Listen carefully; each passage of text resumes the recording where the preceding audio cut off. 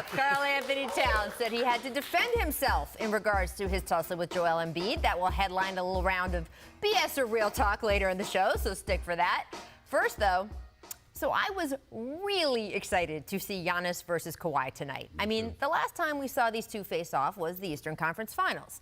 You remember, the Bucks were up 2-0, and then Kawhi switched on to defending Giannis, and the whole series flipped. So yeah, I wanted to see the rematch when the Clippers host the Bucks, and I'm really disappointed that Kawhi will instead sit this game out to load manage the knee issue he's apparently still dealing with. But here's the thing about Giannis. While an early November game against Kawhi would have been a good measuring stick, it's hardly the only one. Giannis is still so early in the life cycle of an NBA superstar, he's still got enough room to grow in enough ways that we can learn something new about him every time he takes the court. Just look at the first 7 games the Bucks have already played this season. Here are Giannis's numbers compared to his averages from last season. Scoring's the same, right? But his assists are up. His rebounding is up. And just those numbers existing all together is crazy because let's be honest, a player who averages 14 rebounds a game should not be a good enough distributor to average more than 7 assists a night. In fact, if we really want to go all measuring stick when you talk about the most essential stats, right, just boil it down to points, rebounds, assists. Here, those are his totals for the season. Want to know how many other players in NBA history have totaled at least 190 points, 90 rebounds, and 50 assists in the first 7 games of the season? Just the guy you see in the middle of the screen. Just Giannis alone. That is it. Then, of course, there is the eye test. Here are some of the plays that yesterday won Giannis Eastern Conference Player of the Week. Yeah, I mean, look, we know that Giannis has long had all the dunks, but aren't they looking a little more mean this year? Woo! Yeah. I could fist pump after that one, too. And he's just as deadly as ever in transition. If you told me it only took Giannis 3 steps to get from one end of the court to the other, I would believe you, right? And I like the low angle when he does the Euro step because it gives you a good feel of just what it's like to have Giannis treat you like a traffic cone. Now, as I mentioned, Giannis's assists are up. Well, some of them are very fancy. Look at that one to Brook Lopez for the 3. Yeah, you can celebrate that. Also, this one, boom, little no look there. Very, very good. But we've also learned in these first couple weeks that Giannis does still have some holes. His 3-point attempts per game, well, the attempts are up, but so far this year, he's making even less of them. And he's struggling at times from the free throw line, too. We got 2 air balls in a row against the Celtics, and another tough night at the Stripe against the Timberwolves on Monday. If Kawhi was playing tonight, I feel pretty sure we'd see the 2-time Defensive Player of the Year trying to exploit both of those weaknesses in Giannis, just like he did last May. And boy, I do wish we got to see him try and find out whether this time Giannis could fight back more convincingly. But even without that head-to-head tonight, it's already pretty clear just what Giannis has already gotten better at and what he still needs to work on. And the real question is going to be whether over the next 6 months, will he continue to develop enough that he'll be ready if he and Kawhi meet in June? Because that is really when it's going to count the most. T-Mac, what you've seen so far, and you saw those numbers tick up, when all those numbers were on the screen together, I saw you just shake your head like, come on. How close do you think he is to reaching his peak? Because he's already grown in these 7 games. I think he's at his peak. I think he's reached his peak. Points are the same, but I don't know if him averaging 14 rebounds on the season is going to continue. However, doing it right now is incredible. 7 assists. I mean, that's who he is. He's a playmaker, right? He's surrounded by a lot of shooting. He has the ability to drive and penetrate and make plays for, his teammates. I think he's there. He was 24, be 25 this year, I think. So I think he's at his peak. The one thing he can improve on is his jump shot. And he's taking more. I like to see him taking his shots. He's not shying away from it. He's taking more 3-pointers. He has to, be a better free throw shooter, shooting 60%. Coming out of his hands bad. Yeah, you need to give him a tip on that. It is. Coming out of his hands bad. But I mean, he's taking more threes. He's shooting more outside jumpers, and he's still averaging 61% from the floor. So I think he's at his peak. I remember 4 years ago, I watched a game. The 73-win Warriors were in Milwaukee playing against Giannis. It was a fourth-quarter game, and Giannis was the best player on the floor that night. And I remember thinking, my God, this guy's future is unbelievable. But I don't agree that he's gotten there yet. And it doesn't have anything to do with statistics to me. It has to do with the playoffs. When you are a first ballot Hall of Famer, I'm sitting next to one, you realize that in a playoff setting, you can take over and win a game. And in some cases, you can take over and win a series. We've watched LeBron do it. We watched Kobe do it. We watched Kawhi come into that. Giannis has that ability, but he has not yet been able to do that. And we just saw last year, in fact, 2 years ago, too, in the Boston series. That series was there for him to take. He wasn't ready to take it yet. As eventually, I believe, I call it the Matrix moment, the moment where you realize that you're better than everybody, you can take the game. He hasn't had it yet. I'm waiting for it. And when that happens, I expect we're going to be seeing Giannis holding those Bill Russell trophies like we've seen with LeBron and Kobe and Kawhi. I think that's his destiny, but it hasn't happened yet. Especially if you're on the best team in the Eastern Conference, you in that 1 or 2 seed, absolutely. What is it like, Tracy, though, when you know that you have the ability to do that, you have the talent to do it, and all the pressure is on you to do it? Because one thing we always talk about with Kawhi is his work ethic, right? How obsessive he is, how he puts himself back in the gym. It was, 2 weeks after he won MVP? He's like, I don't want to talk about this anymore. I want to talk about the next MVP. It almost seems when I'm watching him at the free throw line, he is so focused now on, okay, I can't mess this up.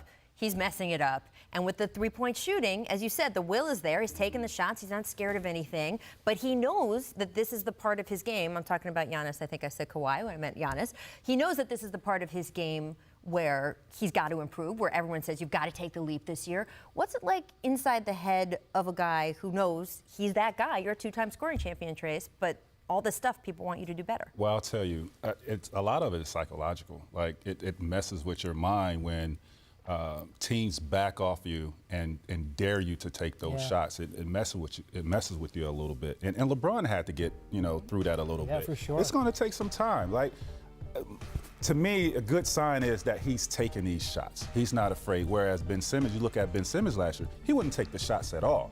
So he has to keep working, and it's got to just come with if you don't shoot, you're not going to make it. Keep shooting him, gain some confidence, and let's see, what he can do when he gets to the playoffs. Right now, I'm not worried about it. I'm worried about it when things shut down in the playoffs, when they compact a little bit. His guys are not making shots on the perimeter. Now, the focus is really on you to knock down these outside shots. I think his potential is so good that even if he doesn't become a great three-point shooter, he can do it.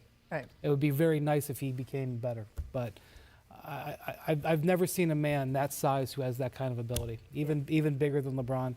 So yeah, it's incredible what he's doing. I mean, people know what he's going to do, and he still can't stop it. He's still doing it. And your point about him being a playmaker is certainly true. I think, though, I'm seeing him being better at that this year. Those passes, it's not just that the numbers are up. The passes are so clean, and they're so good, and they're in increasingly difficult situations. That part of his game is improving as well. All right, as I mentioned at the top of the show, Kawhi Leonard out tonight against the Bucks, and what is listed as, quote, injury, illness, load management, parentheses, knee. Here is what our Doris Burke had to say about that this morning on the Golick and Wingo show. It is mind-boggling to me that Kawhi doesn't want to play against the reigning MVP, and he'd rather play against Portland tomorrow night on TNT. And I believe the league has a long-term problem. When it pinches them, I don't know. But Kawhi not playing, to me, is ridiculous at this point. I don't understand it. He is a great player. He is compelling to watch. If you've watched any of his games, he's been absolutely brilliant in the fourth quarter and won them a ton of games. And the Clippers obviously have a responsibility to Kawhi and to winning and to long term. But the league also, I believe, is and should be concerned that their best players are not playing on nights when they're on national television.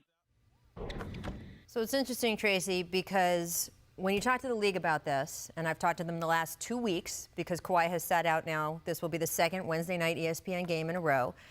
The answer is, hey, this has been cleared with the league. We've talked to them. Obviously, they can't get into the specific medical situation, but they have made it clear they would only do this if it was a medical situation. And this week, we've got 2 national television games, both Wednesday and Thursday. That being said, that part Doris said about wouldn't you want to take the challenge against Giannis versus Portland, I know is something that you're... Absolutely, and that's my gripe about this whole thing. Okay, he might have some knee issues, or they want to monitor, the back-to-back games throughout the season. I get that. But tonight it's against Giannis, the reigning MVP. I couldn't imagine that I have 2 days off. The last time they played was Sunday, so they got 2 days off before this game. Yeah, they got a back-to-back, but Giannis is coming here. I couldn't imagine Doc coming to me, and you got Paul Pierce, Vince, AI or Kobe Bryant comes to town? Coming to town, and he was like, take tonight off. I want you to be ready for tomorrow. Hell no. I want to play tonight against Giannis, against him. That's the game I want to play in. Well, the Clippers would say that it's their decision, but we all know that Kawhi has a role in this, just like he did last year in Toronto.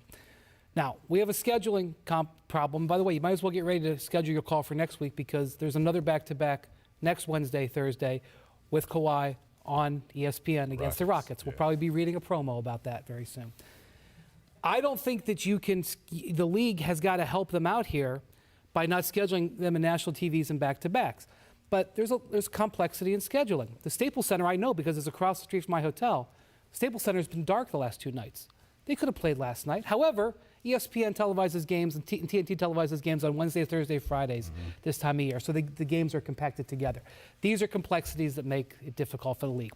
But what we really have here is a bigger problem. The league insists that it's still an 82-game schedule. But guess what?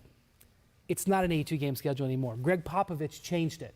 And he said with Tim Duncan, not only is it not going to be 82 games for Tim Duncan, he's not even going to get on the plane and fly to Utah. He's not going to get in the plane and fly to New Orleans. And other teams have gone on along. And I've been a convert in this because I was somebody who said, I listened to the scientists and I said, listen, they're never going to give up the money. They're not going to reduce the schedule. That hasn't happened. They haven't reduced the schedule. The players and the teams have reduced it for them.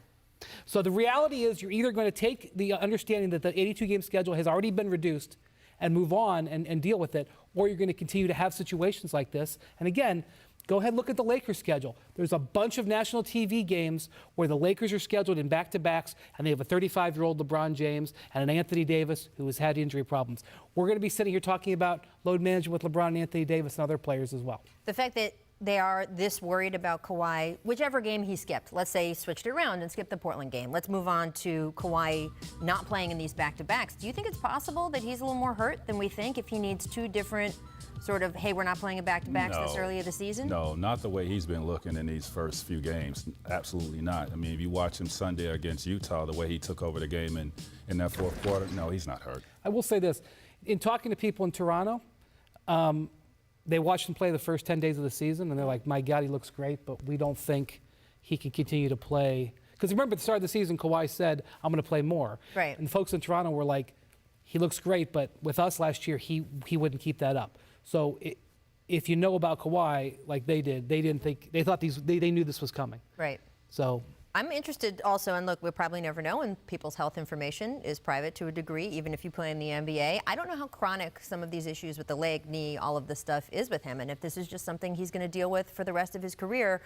We heard a couple different diagnoses when he was in San Antonio about what was wrong with him initially. One of them was a condition that is a chronic condition. So if it is something that just sort of stays with you for the rest of your career. I mean, you still have knee tendonitis, right? I dealt with that. You've got knee tendonitis right now, don't you? Yeah. You get it every day for the half of your career. So it'll be interesting to see how that goes and whether in future years, as you point, when you do the scheduling, they'll have to take some of this into account. Coming up, we will talk about LeBron James because, man, didn't look almost 35 last night. Posted a third straight triple-double with his Lakers being 6-1. Is he making a claim to still being the best player in the league? First, though, it's time for our distant replay. This date, 2008. This brought a tear to our producer, Michael Bodmer's eye. Brandon Roy and his Portland Trailblazers. Shout out to Yao. Here's Blake to Roy. Shout out to me right there. And I fouled him. You fouled him? I did. I was on one leg the whole season. I was done. Toasted. Look at that. No load management. I couldn't jump, man. Me and Ron. I'm trying. I don't think you made it for the foul, I hate to say.